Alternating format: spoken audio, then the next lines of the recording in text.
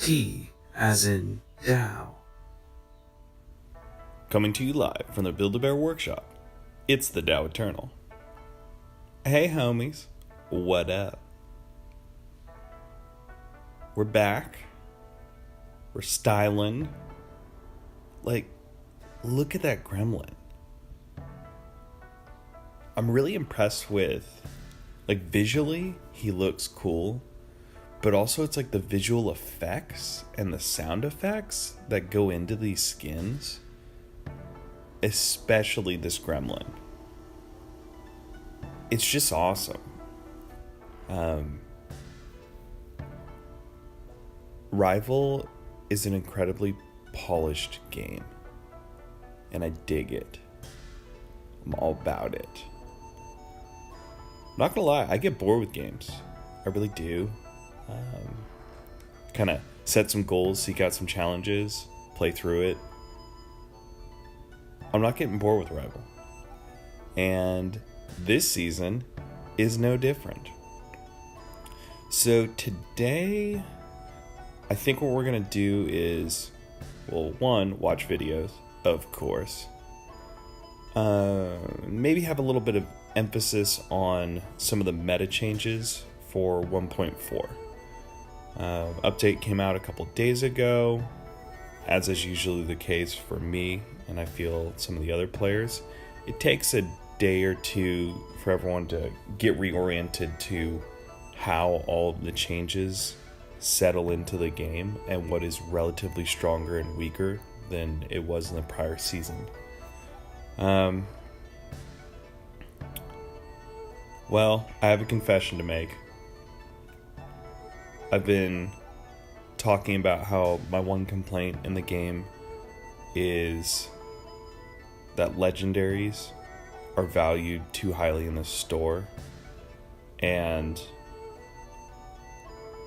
are received in packs with so low of a frequency that buying packs doesn't feel like a viable way to get legendaries, and ultimately that seems like it would affect Rival's ability to earn income from players who might have bought packs. They totally did a $20 pack that gives you Goliath and the skin. And I am getting paid this Friday from the busiest 2 work weeks of my year. Good timing, Rival. Good timing, Section Studios. You got me. So maybe you're on point. I still think the legendary tuning is way off, because again, now I have this thing, and having it at level 2 is so great. But realistically, can anyone max these things out without dropping lots of money? I don't know. Is that how we want it? I think probably not. But we'll see how it evolves over time. There is the new Essence system, which is cool. I think it's really going to kick off for people once they awaken a bunch of cards, because then any extra cards that they're getting, they can sell off for Essence. But even with the system, so I got my Goliath level 2. It's going to take 10,000 Essence to get him to the next level. So, I'm an eighth of the way there. Chugga chugga chugga chugga chugga chugga chugga chugga choo choo. Gravy train left the station. So anyway, all I got left is that Gregor. If there's a $20 one this week, I'm not buying it. If it's next week, maybe. So one of the things I'm noticing, I got that Goliath and I wanted to start running him just like Chete. And I climbed a bit. I gained a couple of levels for sure. So not that Goliath isn't viable right now. I think he's always going to be viable because he's always really hard to deal with if you play him correctly.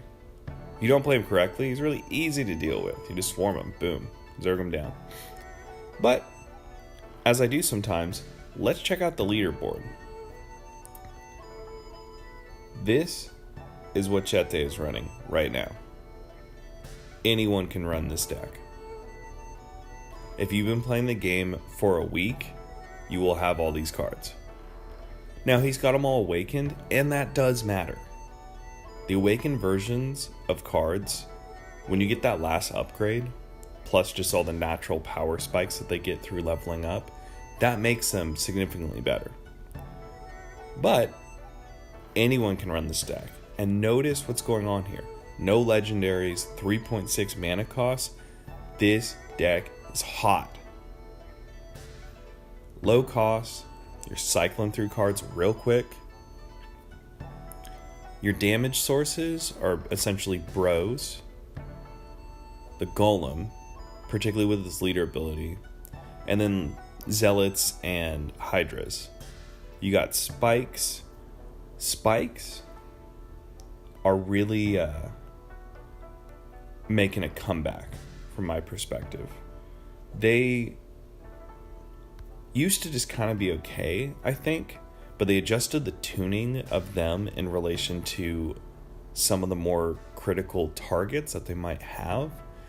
And Spikes kill Zealots. Spikes kill a Gremlin leader tower and the Gremlin under it, if you time it correctly. And they kill Sniper. Now, all of this is kind of a relative measure as well. So if your opponent is a few levels ahead of you, or has, for example, a marksman that's a few levels ahead of your Spikes, that might not happen. But when all things are even, Spikes are taking out everything that's 4 costs and less, that's ranged or assassinate. That's a much better transaction than dropping a meteor on those things. And that, in last season, that's what I was doing.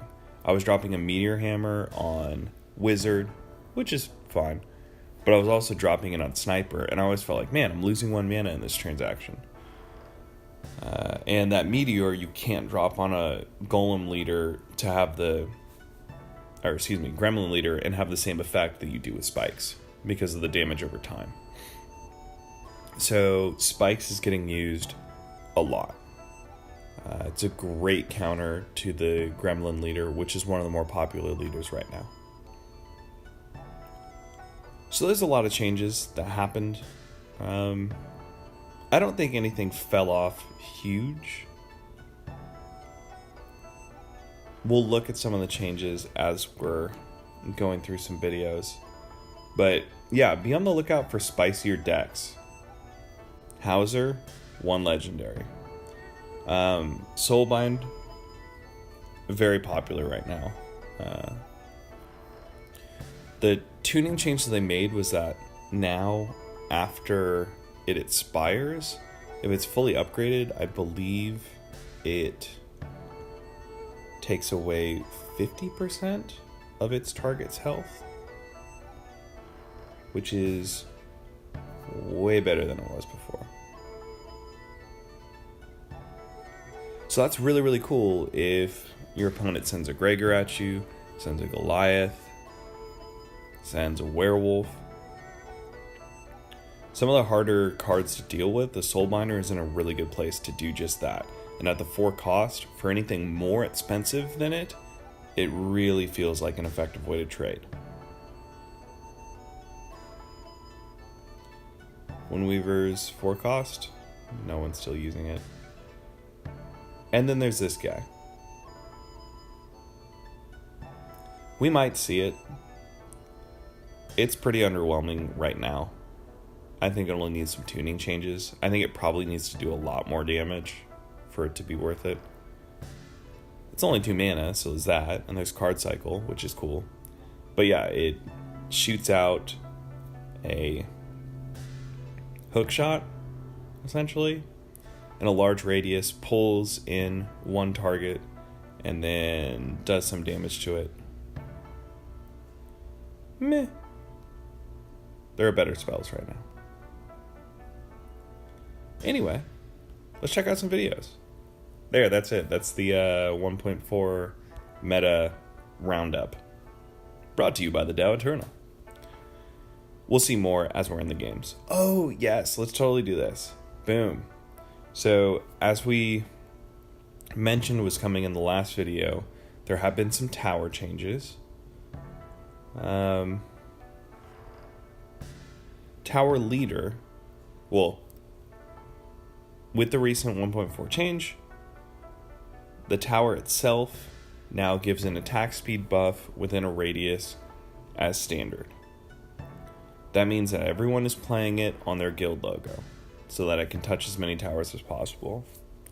That's cool because it opens up some defensive possibilities using the tower. You can possibly throw off a stonecutter with it by baiting him out. It's a little bit more interesting than everyone just playing it on their back tower. With it as a leader, it gets a shield like it was before, but that attack speed buff, when it's fully maxed out, goes to 100%. So your towers are shooting 100% faster. It's really cool. We got Pomo of Cream. We got James, I think, recently of Cream.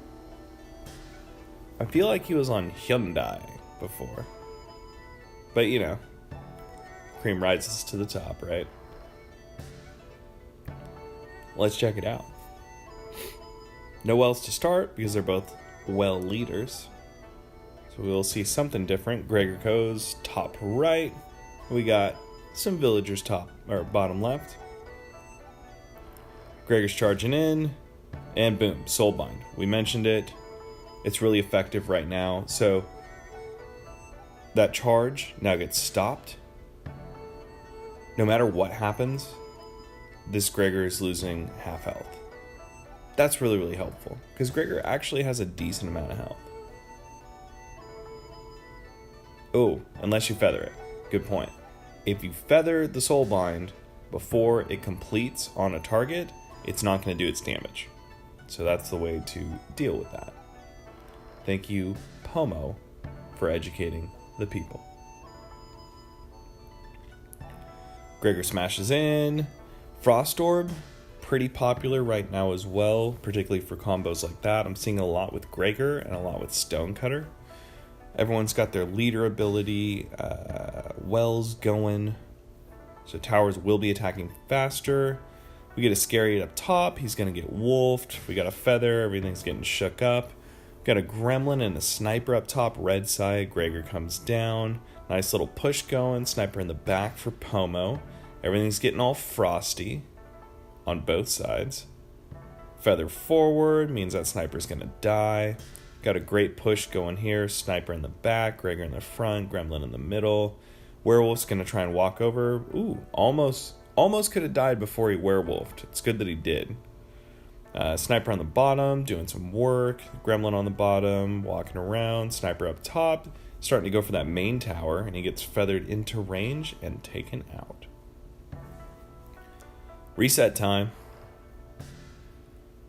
Mana wells, just pumping that mana. So where Pomo placed his well right now, that's kind of the more aggressive place to play it now. If James were to play certain units in the top lane on Pomo's side, it's possible that they draw the aggro of that well instead of the main tower. Another place that you can play it is one of my previous favorite places to drop a well, kind of against the wall, but still within the radius of the main tower and your, in Pomo's case, bottom tower. You can just tuck it right up against that wall. It can be out of hammer range for both towers, and it can still have them both in its radius so that they can get the attack speed buff.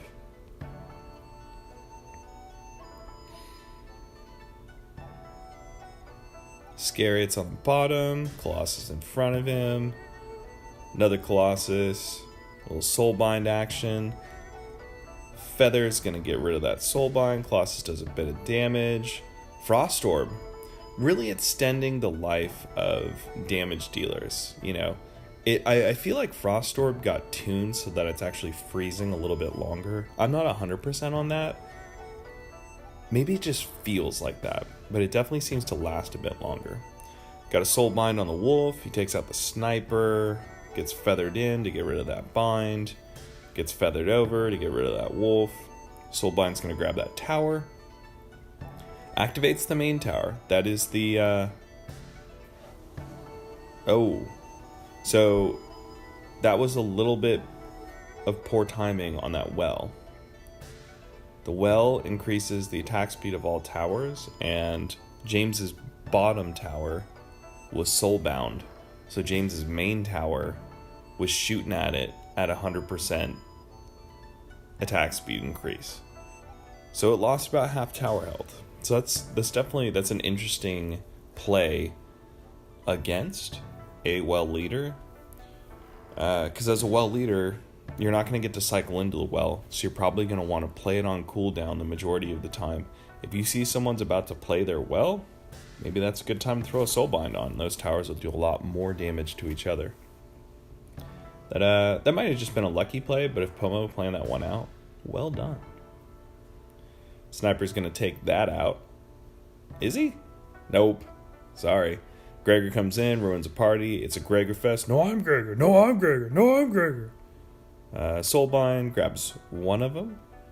Sniper cleans up that guy. Iscariot is getting soulbound. Working on that tower, but that's all going to be too slow. And James is going to take it. In the Battle of the Creamsicles, there can only be one winner. So I've seen James running this Mana Siphon leader a bit. Pomo usually runs Marksman. I think he was just trying it out. Not really anyone else is running it as a leader. But James is top 3 always. So if he's running it, I mean, like, come on, why not?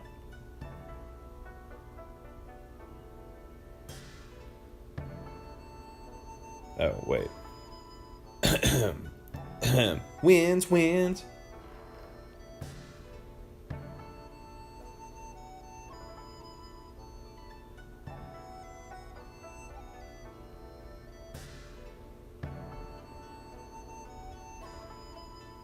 You know what? Let's watch this.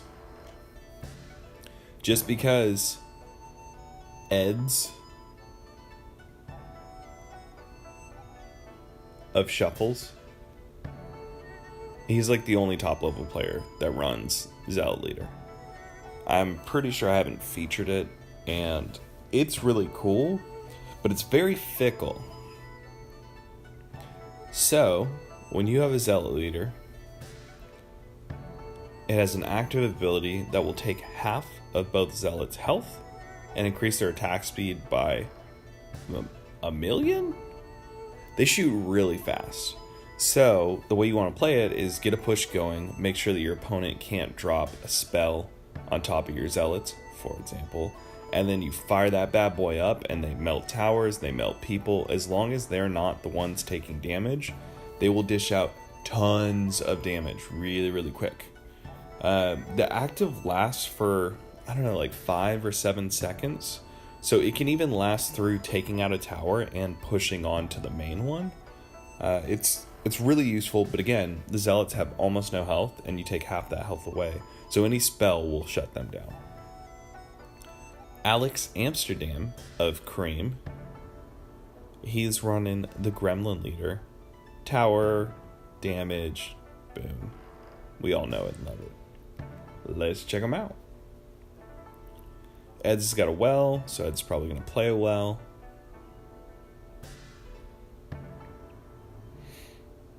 Get a wolf coming in the bottom lane. Oh! The Zealots are coming out. So, if Alex Amsterdam wants to have a chance in this game, part of the game plan for him is he has to control the Zealots. I'm actually a little confused as to why Ed's led with the Zealots, because since they are the leader ability, maybe he just wants to cycle them, but I feel that they're better played behind something else. Like right now, it's looking like they're going to get jumped on by a werewolf or snatched up by an automaton, and he's not really going to have time to use his leader ability. Spikes are going to be Alex Amsterdam's best friend. He can drop spikes on the Zealot every time, and I think he should save the spikes specifically for the Zealots every time. We'll see how he does. Alright, they use their leader ability. Frost Orb great way to extend that damage. The spikes do come down. Gremlin battle up top. Gremlin is a great way to counter Gremlin Leader in a tower. If it's got aggro somewhere else, you drop your Gremlin next to it, it'll clean it up 9 times out of 10. We get Bros up top. They're supported by a hammer. Marauder slows them down. Tower's going to take most things out, but then there's that Frost Orb. Zealot Leader. Boom. Look at that. Look at all that damage. So that's a nice way to ensure that you are going to get that damage with the Zealot Leader. Run a Frost Orb as well, so that anything that pops up to take out your very weak Zealots, you can Frost it, get that Leader ability damage down. Alright, everyone resets. Top right tower, very vulnerable at this point. Got a minute 40 on the clock right now. Alright, and notice how quickly he can cycle into those Zealots as well. Alex is picking up on the whole spike counter though. He realizes that those Zealots, unchecked, will do a ton of damage, and he needs to spike them every time. Bros battling out with a Marauder in the bottom. Got a Gremlin Leader tower, drop a Gregor on top, he'll clean that up real quick. Automaton grabs the Gregor, Frost Orb gives Gregor a little bit more time, he starts punching, hammer comes down. That tower is gonna go down, for sure. Nice little combo there. Way to play the control game with your opponents. Zealots are out, spikes are up, spikes are down. Gremlin coming in the top lane, he gets his tower going, another Gremlin to counter. And so this is a nice little... I'm sure you guys have picked up on this now, but every deck is going to have desirable combos. And really, if you're planning out an effective deck, combos are one of the things that you're going to be building it based on. You need to be aware of what's the mana cost. You need to be aware of what type of units you have. For example, you're probably always going to want a spell or two because they're really good at, for example, countering assassins. You often want a tank or a swarm that can soak up a lot of damage. There's different things like that. There's kind of balancing out a well-rounded deck. Noticing what cards will combo together and create your damage dealing, game winning pushes, that's really critical. And coming into a match, particularly at high level, both players have consciously or unconsciously put together a deck with a strategy that includes things like winning combos. If you have a Gremlin Leader, a really strong thing to do is create a push in one lane and then drop your Gremlin Leader in the other and pop its active, forcing your opponent to respond to hopefully both. But if it dropped a bunch of mana responding to your main push and your Gremlin's up top, it's going to take a lot of tower damage, right? I bring this up because part of each match is this ebb and flow of learning what your opponent's combos are and how you can most efficiently counter them. We're 2/3 of the way through regular time in this match. Eds is realizing I need to drop my Gremlin when Alex drops his Gremlin Leader. Alex has realized I need to drop my spikes when Eds drops his Zealot Leader. Once you get all that worked out, then there's this creativity in, okay, now how do I still do my damage if one of my main strategies, i.e. my leader ability, has been neutralized effectively? Whew. I might have been long-winded. Sorry. Alright, Soulbind on the bottom. Gets that werewolf. Automaton's on him. Gremlin's going to throw down a little auxiliary damage, but it's not going to do much. Zealots are on the bottom. They get spiked. Ooh, and the bros too. That hurts. Hammer comes down. Ooh, does a lot of damage. We get a pack of wolves on a wolf. Little wolf on wolf action. 19 seconds left, so there's still a little bit of time for Alex to do some damage. He's trying to get that tower before time is up. Soulbind gets on the werewolf. That's probably going to do it, though. Everything else gets neutralized. Zealots clean up. We got 5 on the clock. Colossus just doing damage. Look at this guy. Arrgh. GG.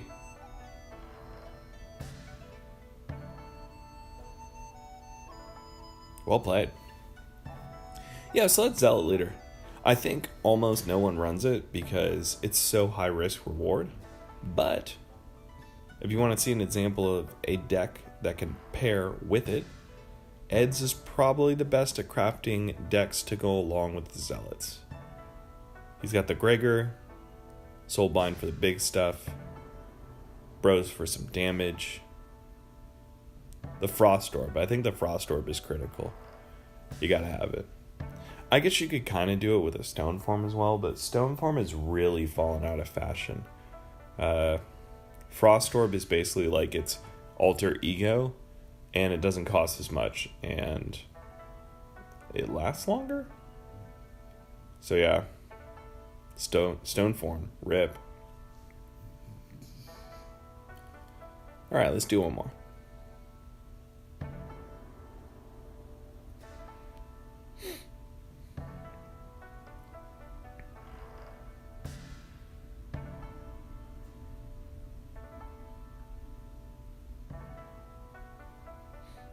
Well, this just looks like a slugfest, right? Yeah, let's check this out.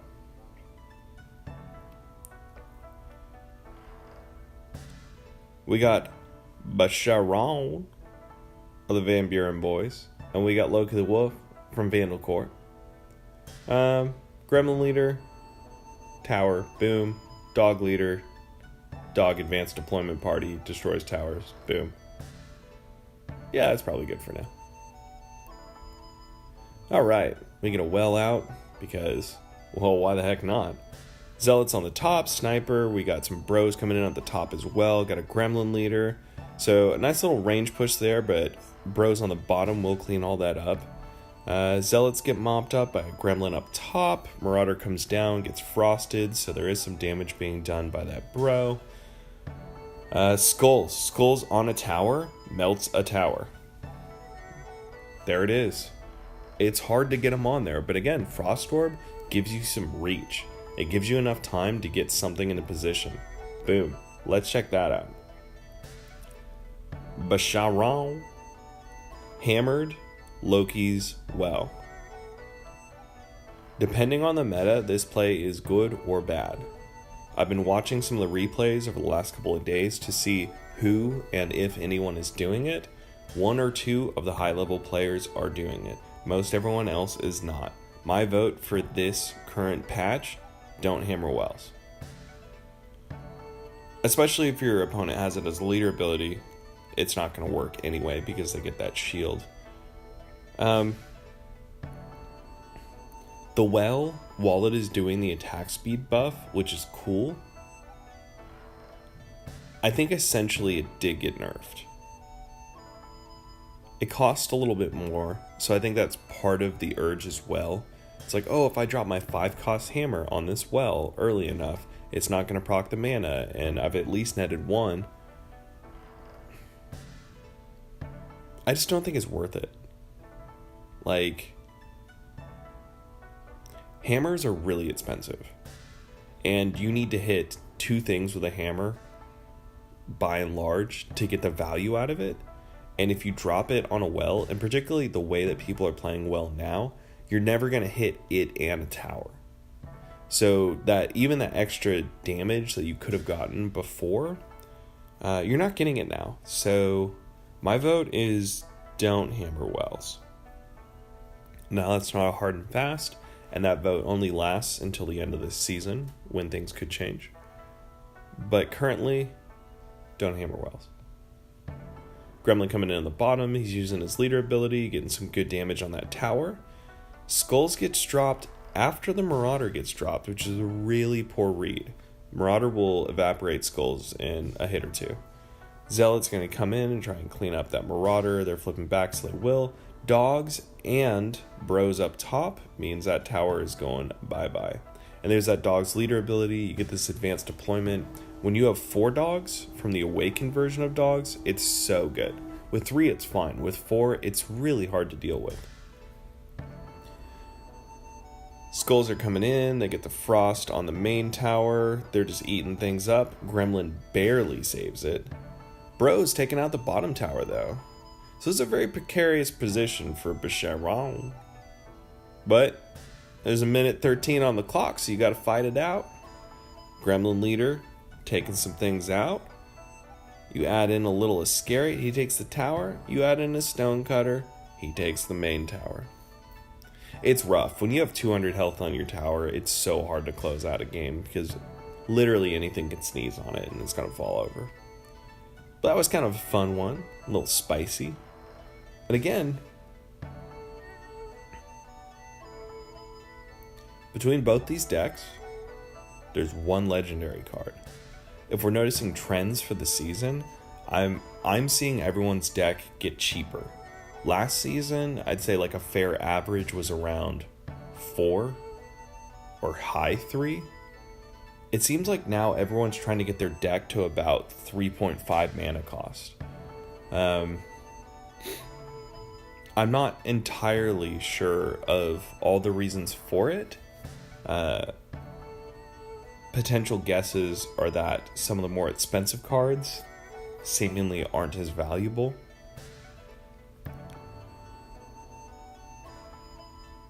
People are running a lot of spikes. People are running a lot of low cost units. If you use them and position them correctly, they can melt down higher cost cards effectively.